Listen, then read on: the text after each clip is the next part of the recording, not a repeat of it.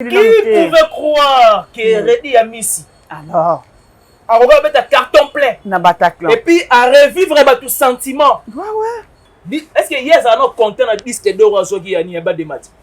Mais pendant qu'il va être incapable de 5 chansons, il va battre un morceau moro. En tout cas, donc bref, non stimuler JB. Azongi sa présence dans la musique. C'est un bon artiste. Ok, le Congo est à la firme. Mais il est devenu paresseux. Mais à ce que je sache, le roi soleil a osé. Puisque vocal au soleil na ING Arena. Allez-y comprendre. Il y aura des massacres ces jours-là. Donc là, tu voulais dire que JB Azanae stationnaire la musique. Totika ya Vanda, le pôle azor déjà bon, on a vu la vie na Alix. Et ma musique était la réalité sous-soutenue. Obi Kofi Aza fier parce que Fali a été un bon élève. Fali a assimilé la matière bien. Et les loyaux, Fali, la matière a assimilé. Il y a un sikoyo, il était en face d'un bon maître. Et tout ce qui défend aujourd'hui Kofi Olomide en disant que Azomuna Mabe na batu oyo bayaka kosala comme du genre ko compara Kofi Olomide na Fali Ipupa. C'était un péché mortel. Le seul et l'unique Lelo na bavie oya tikali na Congo et puis on peut s'amuser toujours le meilleur en termes d'écriture, en termes de spectacle. Soit la personne de Kofi Olomide Ndengazawana, mais a toujours un Niamana live, Aja Kofi. Mais le fait de gérer Olobake a même quartier latin international au Bazara plus résident à Wawa, mais ce n'est pas aussi prohibé. Pourquoi? Parce que parmi bateau yo accompagné n'a pas mal des albums au Kofi Auto Bibisa. Bref, on est que la légende. Ce sont les mêmes artistes qui ont accompagné Kofi Olomide dans la légende. Je pense qu'il n'y a pas eu de bonne raison. Parce que Cindy, Aza, les gens dans le quartier latin, ont un mot à dire pour élever va prendre part dans l'événement. Donc, ils ont juste les autres musiques de Tambola. Ah, Cindy. Biso to sala wana liboso. To tika ba empreinte liboso ya Cindy. Mais lelo oyoyo. Via pesa biso invitation et to sala dirigé par Cindy. Ça n'engage que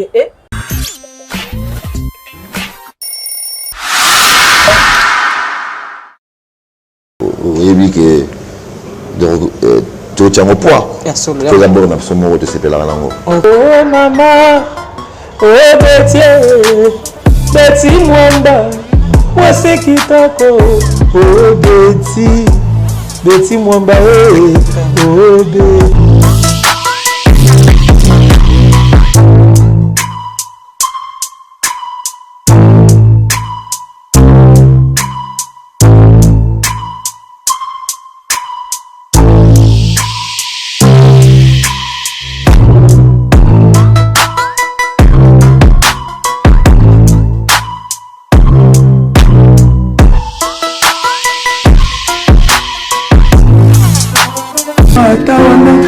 Betty Mwamba, Sukizama Tawane.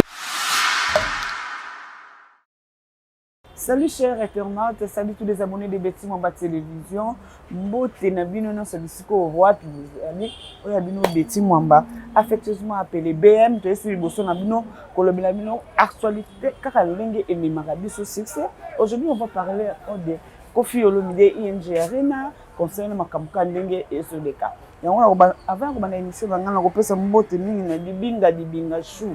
Dans le Bibongo Peggy Dibinga, chou qu'on fait la lumière du roi de Chicago. Pourquoi pas, ça rend beaucoup la facile à garer l'homme qui a suivi, mais pourquoi pas Alès Massamona, pourquoi pas Dimitri, pourquoi pas Trésor du salaire de Bakier, Claude de Tuka, Bosa Ebele, Mami Topombolingi, Esi Pombolingi, Massa Nangabino, Seboli Daline, du Pesa Motema et Alex.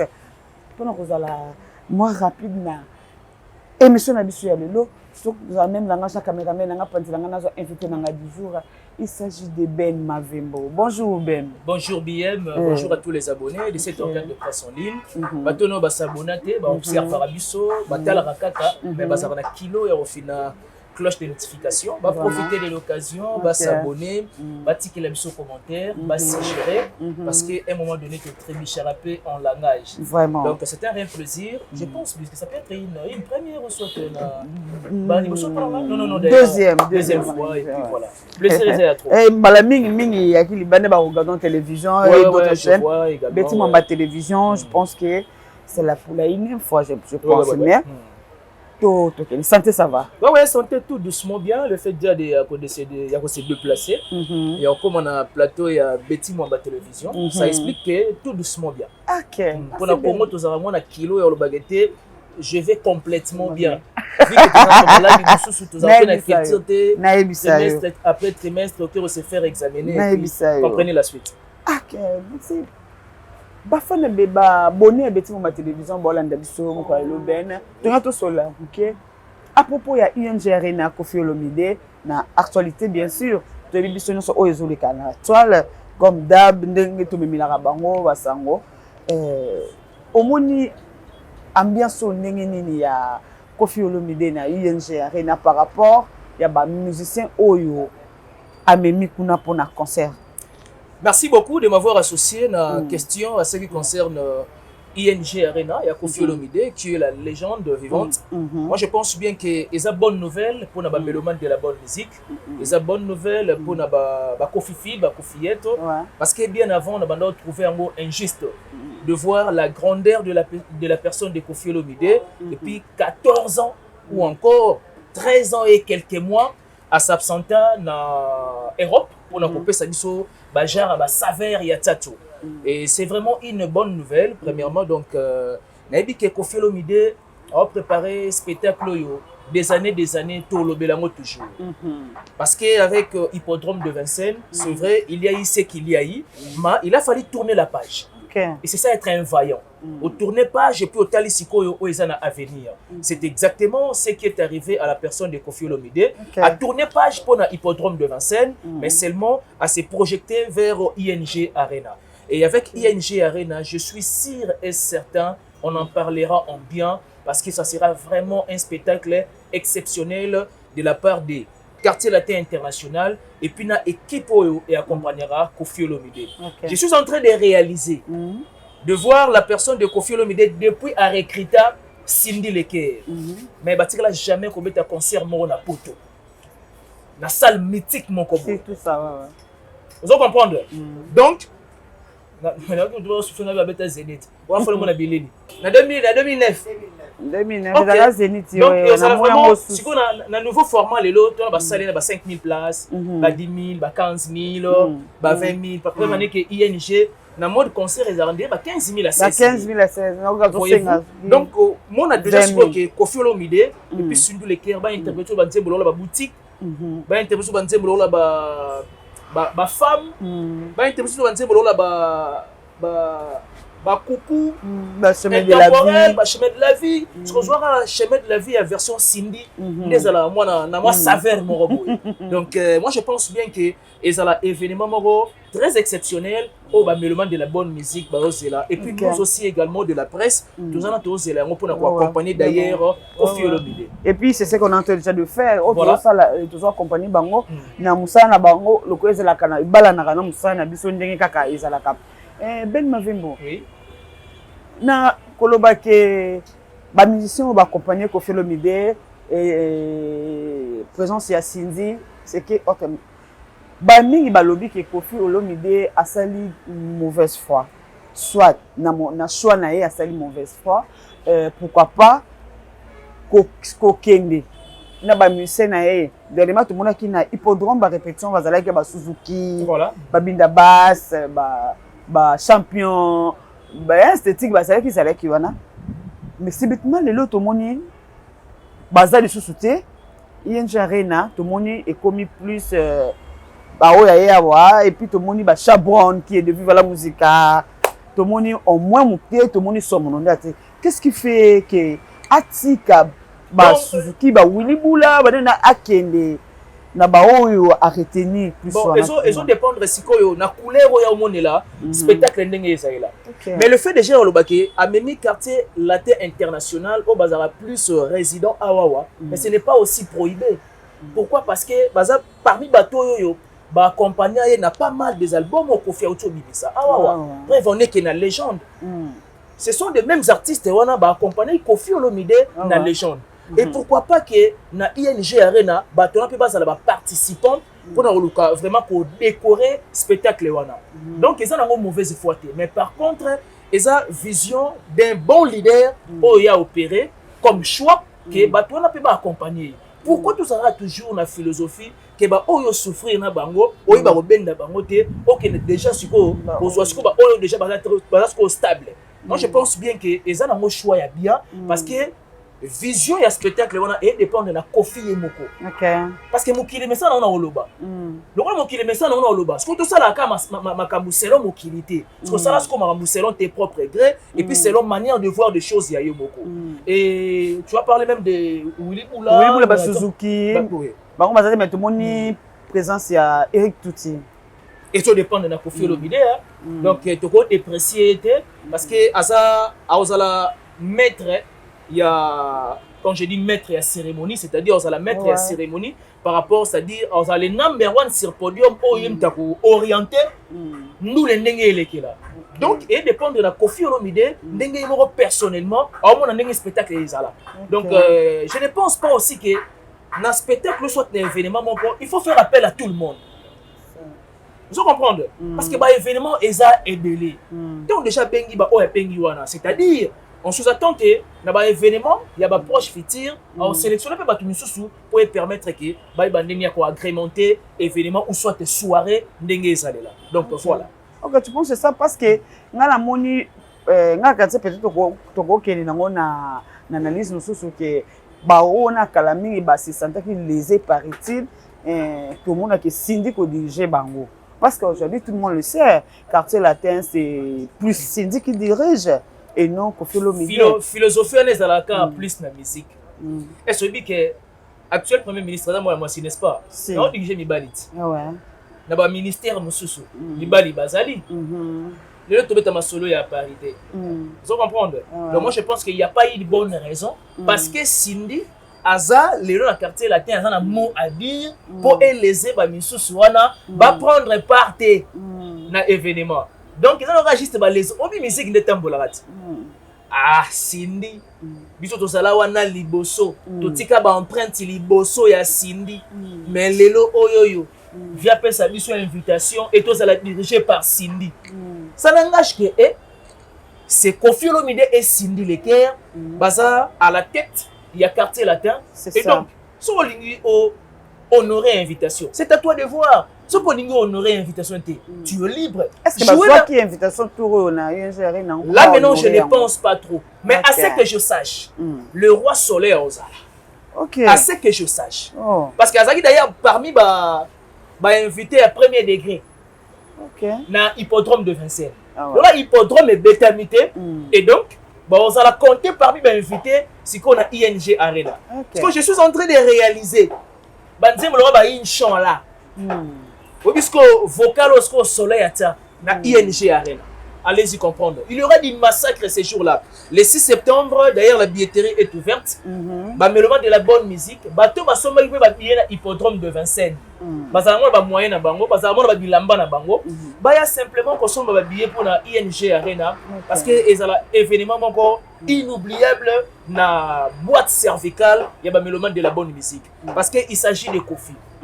Le seul et l'unique lelo na ba vie o ya tikali na Congo. Et puis, on peut s'habiller toujours le meilleur en termes d'écriture, en termes de spectacle. Soit la personne de Kofi Olomide Ndengazawana, mais a toujours un Niamana live. Aja Kofi. C'est ce qu'on dit l'expérience compte. Vous comprenez? C'est-à-dire toujours Aja Kofi. Mais, soit on met un concert live, on se pose des questions. Est-ce que c'est Kofi de 30 ans? C'est Kofi de 40 ans? Maintenant, on essaye de réaliser.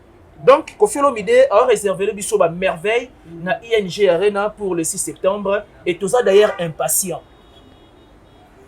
C'est vrai que pas mal de diverses langues, Kofi Olomide a autant de raisons réduit le 6 septembre, on approche ainsi de suite. C'est que je le dis aussi. Ici la sommité, c'est ça. Voyez-vous? Donc, Kofi Olomide va et c'est quasi impossible que Kofi Olomide a projeté événement moko boye na ba genre surtout ba poto wana et puis a tapé à côté. C'est vrai, il est humain, mais bato bazaki na nzala ya tchatcho. C'est ça. Bazaki na nzala ya saveur ya tchatcho. Et donc les 6 wana torbeta li solo ya annulation système, torbeta ce qu'on li solo, il y a décryptage, il y a le 6 septembre ndenge se déroule qui. Et voilà. Merci, c'est à vous aussi de suivre vraiment de loin ou de près. Bah yo bakozala kuna bakokota biso ba mutoza museka biso la kembo Kofi Fil. Ma femme de paix de foi. Que eza pona bongote. Eza que non, eza que ben m'avait non, eza que toyebi que moment où on makambo zaleli, moment on makambo epesa ndenge do sala mela. Journaliste. Si, papa. Papa o baza kuna pe baza. Moi je crois que baza quoi oui. Espérons. Non, ça petit langa DM na saki. Solo. Ah, que ben November.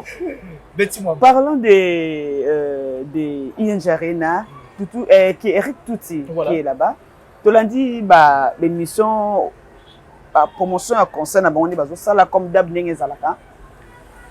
Eric Touti qui défend aujourd'hui Kofi Olomide en disant que azomuna mabe na batu oyo bayaka ko sala comme du genre ko compara Kofi Olomide na Fally Ipupa. C'était un péché mortel. Comparer Kofi Olomide et Fally, c'était un péché mortel. Laissez-moi m'expliquer. Oui, Kofi a fier parce que Fally a été un bon élève.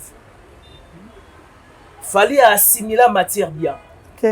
Et les loyo, Fally, la matière a assimilé. Il était en face d'un bon maître. Tu sais combien un bon maître se réjouit quand bien même son élève fait mieux. Mieux que lui. Mais lorsqu'on dans la vie professionnelle. Donc, mieux que lui. Mieux que lui. Mieux que lui à base de l'élément mieux que lui. Non, on a tout kaka. Souvent on le dit. Souvent on le dit que mieux que lui. Aujourd'hui à moins que je m'abuse. Kofi Olomide a 25 à 26 albums. On a un franc. Na 25 à 26 albums wana. Non, à succès. 24 ans à succès. Mi balé wana en tout cas si la disque des marchés et c'est désillusionnant qui est un moment. C'est laquelle? Légende et puis na Platinums. Vous pouvez comprendre. Mais les restes wana ce sont des albums à succès. Et celui qui Kofi Olomide a nzembolo la phaser. Oh Fally un tire au coup fortir lo yemba jar banzemba bongo te. Wow. Kofi Olomide a nzembolo la stand-by. Kofi Olomide na nzembolo la destination. Ana nzembolo ba tete Tchernobyl. Kofi Olomide na carrière na ye, ana album lo la album du patron. Et puis on a nzembo moko comme pas possible en termes d'écriture. Et quelqu'un pareil, vous pouvez comparer na élève. Non, Fally na vie na ye fois ça la joyeux éternellement pour. Et puis fois ça la éternellement reconnaissant à l'égard de Kofi parce que Kofi a bimi ça y est de tout son cœur, a fait ça y est ba code union sur la musique. Et c'est l'une des raisons le Fally a donné douanango. Comparer Fally et Kofi, c'est un péché mortel. Ouf. Donc Eric Touti a raison. Et puis tu as Fally, bah ça na lit sur on comparer Fally na Kofi Olomide. Tu crois que c'est d'accord avec toi? Na bazala d'accord, na bazala d'accord mais ba cible conscient na bango ba dit que Fally est na Kofi est infiniment bon que Fally artistiquement.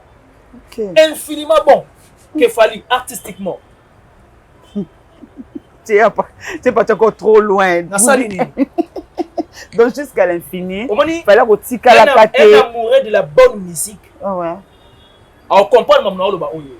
Et celui qui Fally à ça la banzembo mususu ça ba banzembo a Fally et ça ba miniature banzembo ya Kofi. Yo kanzembo wa kana secret. Et ça a inspiré na nzembo mo ya Kofi. OK. Oui. Laquelle? Et après son nzembo mo mususu pe ya Fally boy. Nzembo ni ngo, ya nzembo mo ya Fally wana et ça a inspiré par nzembo mo ya Kofi. So ça vraiment amoureuse de la bonne musique. Olandara Kofi, Olandara Fally, on comprend que Fally a eu plus Kofi pour s'inspirer. Mais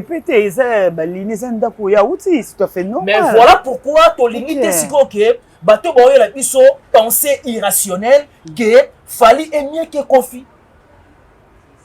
Donc nous sommes discours Fally a l'écrit simplement Kofi lelo na ba 10 na ba trophée oyo ya ki lelo peraka. On trouve pas une bonne raison pété. Oh, mais bien sûr. Ça? C'est vrai que trophée est à titre de mérite. Donc, on peut ignorer un motif. Mais il y a une position initiale dans la musique à Congo. Non. Vous comprenez? Kofi a fait son temps et il continue toujours à marquer son époque. Et je suis en train de réaliser, tant qu'il fallait comme on a âge à Kofi, est-ce qu'on a toujours des Kofi à l'élo? Ce sont des questions que nous devons se poser. Et on a des gods. Ben ma femme. On a des gods. Ça c'est toi. On a Kofi Olomide.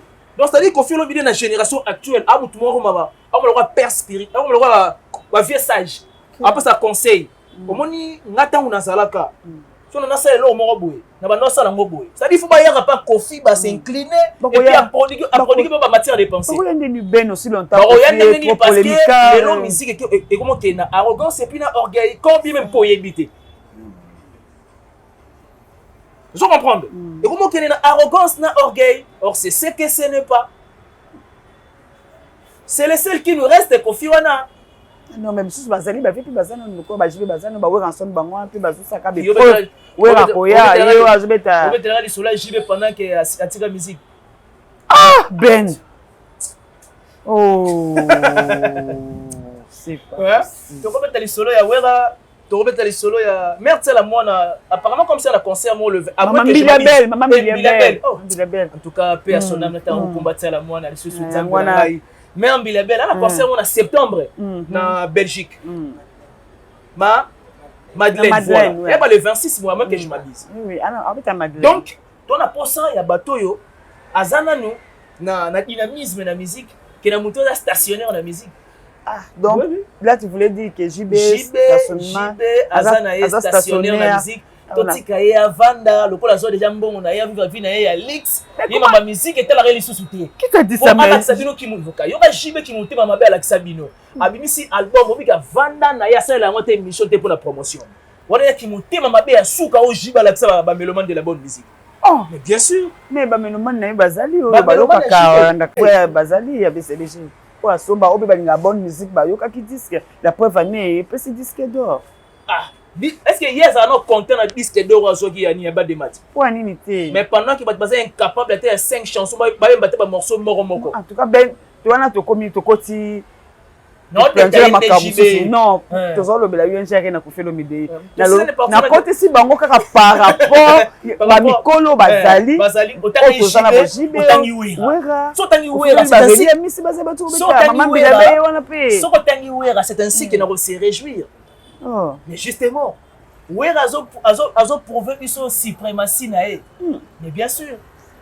Obi, à un certain moment même atanga mo pe na banda ko douter.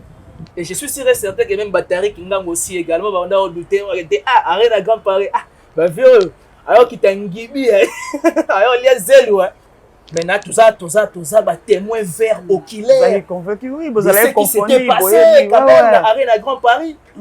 Non, faut pas qu'on sous-estime, bon, c'est ce qui est. On a sous-estimé, là, par contre, on a stimulé la personne de JB. Ah, ça l'a absenté. Mais par contre, Azan est présent. Parce que Azan a flair d'âge. Qui pouvait croire que Reddy a mis ici? Alors, on va mettre un carton plein. Et puis, à revivre tout sentiment. Ouais. Il y a une prudence. Mais c'est l'assistance sociale. Jibo aussi peut le faire. Mais il peut le faire pendant qu'il est devenu naïf dans la musique. Ben. Mais bien sûr. Et puis, naïveté, j'ai même piano et comme aigu. On va photo danser talabana, danser talabana. Oh papa, on parle de la musique pendant que Kofi Olomide à son âge. On met à ING Arena. ING Arena aujourd'hui Fabrice est d'abord incapable. Il y a moi. Mais on parle de Kofi Olomide qui met moi les lots. Ce qu'on t'a bon comparer n'a fallu. Ah mais non. Non, c'est le monde à l'envers. Et on compare ngai na muto deux fois sur le plan sexuel. Vous comprenez? Tous en ambulance mordé. C'est pas possible quoi. Non, là je suis en train de rigoler. Mais bon. En tout cas, allez c'est comprendre c'est la monnaie, c'est la même de l'émission. Ça c'est Ben Mavembo, lui il est comme ça. Vous comprenez? comprends dans une ambiance on a été donc bref non stimuler JB azongi sa présence na musique. OK. C'est un bon artiste. OK, le Congo est à la fière naïe. Mais il est devenu paresseux. Et la paresse n'est pas comme une aiguille. Mais par contre, il joue chaque semaine. Pas chez Rabetaka. On joue, ouais. Mais samedi, on a fait. Quand les dimanches, on a atimo mardi, qui n'a privé mon quoi. JB, il faut y bander si JB a concert. Oh, akanga ba combo ya ba nyonso ba ya kawana. Na ba visage na bango. Non mais la concert il faut que pour moi variation ezala ba visage. Ben. On met ici comme on besoin 50 personnes, 60 personnes. Au quand on visage de bango nyonso et tika la raka on va na boire bango nyonso pour ce concert. Ben, merci. Non, mon to comme OK, c'est pas si Hervé on a encore du temps là-bas. Le 2 août na Fikine et puis le 18 octobre na Adidas Arena. Mais c'est le programme ya JB Mpiana. Le samedi na Kinkole. Samedi na Zaza Kinkole kuna obeta. On se retrouve na ba ba excursion. Non, ba bourgeois. Ya côté OK mon bourgeoisie za la kuna on sakalante. Dimanche en tout moment. Obi ke boye DPJ BBM. Non, Ben. Du moins tu te confies. Mais c'est qu'on parle comme ça tant que sur la boye, c'est ça. Mais dis-moi qu'on parle contre JBT. Non, Tolobi boye. Non, on ne peut pas être contre. Quand on va c'est ça, et comme déjà, comme déjà, voir BCBC, Hollanda, donc il le Roger, on va tout barrer, lien, baby. Donc c'est-à-dire, et comment, voilà. Sauf que, le programme n'a biso peut-être, l'idée n'a biso, c'est pas programme. Le programme est 100% qui. Ok, merci Ben. Ben m'a fait mon merci à l'émission. Message dans Souka, peut-être pour la Yamkola. On a abonné à mon télévision et puis il y a Ben TV. Télévision. Ok, bah s'abonner. Donc message est simplement aimons la culture. Tout ce qui est inscrit dans la télévision. C'est ça. Et comme il faut révéler au grand jour ma éducation toujours dans ma famille. Ah ouais. Et à part ça, je suis sûr et certain que le conseil est déjà se pointer à l'horizon. Il y a des dates pour soutenir l'artiste de manière équitable et ça l'a bien makasi. Merci beaucoup d'avoir pensé à moi pour tous s'échanger de la sorte. En tout cas, ça me va droit au cœur. Je profite d'ailleurs de l'occasion, l'assistance à Tariq Ngangu, le richissime. Et puis, petit dans DM, en même temps, Massananga, en même temps, coéquipier dans en même temps. Hervé Bostapen et Tolomo, 18 cm. Un jeune frère Nabiso, Jansi Toumba. Jansi Toumba. Comment Jansi Toumba. Je te salue aussi également. Je salue mon père, ton 6 coins pauvre qui prend des riches en charge. Je salue mon Mavembo le meilleur. Je salue mon vieux Miguelito Kumbi a Amour Kitoto. Je salue Mère Chantal et Boza. Bah vrai dans la confiette qui est seulement na ING pour le sentiment na plaisir bala ilamba ya solo. Je salue Ismaël Ebalo le généré de London. Je salue la noblesse oblige Mavembo futur médecin, la grande sœur de Johanna Gladines Mavembo, de Bensi Bazonga Estrella Mavembo et Nirvana également. Donc voilà quoi, en tout cas, tu s'abonner massivement, Tolinga Bango ya trop, suggestion à Bango et arranger Rabiso et c'est la seule motivation. Ok, merci Ben Mavembo. Plaisir partagé. Dimi, invitation à Bisso. Merci prochainement. La semaine prochaine, on sera là pour discuter un peu de Wengi. Et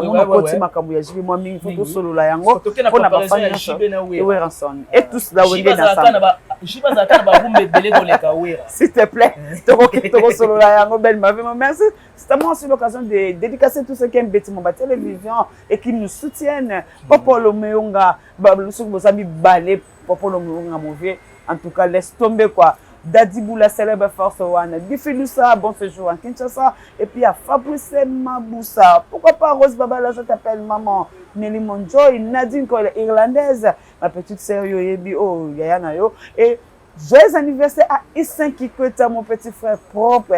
Yoyebi, Melalia, Sarah Langoura, Nengezala Balobi, mon amour, le seul et l'unique garçon, oh, après ça, goût le 30 juillet. En tout cas, joyeux anniversaire à toi. Et n'a pas bonné nous sur la télévision. Et n'a pas bonné sur le balandaka. Biso, c'est comme on te bêti bi baku boli bisa. Et c'est comme on dit que et c'est plus si bien on encourager biso n'a quoi aimer, y a quoi partager chaque émission na bino et comme ça la biso bien makasi. Kata moi la maman de Miradi, je vous laisse et je vous dis ciao bye. À la prochaine.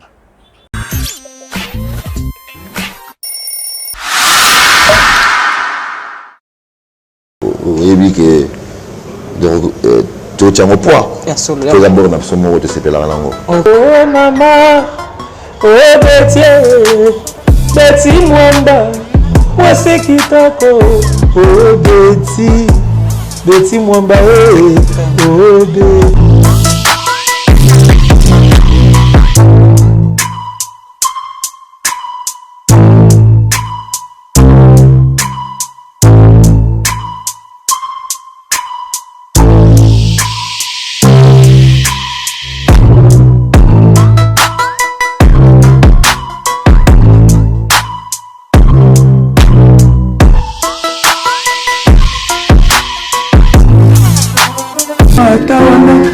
Betty Mwamba, suki zama kawane.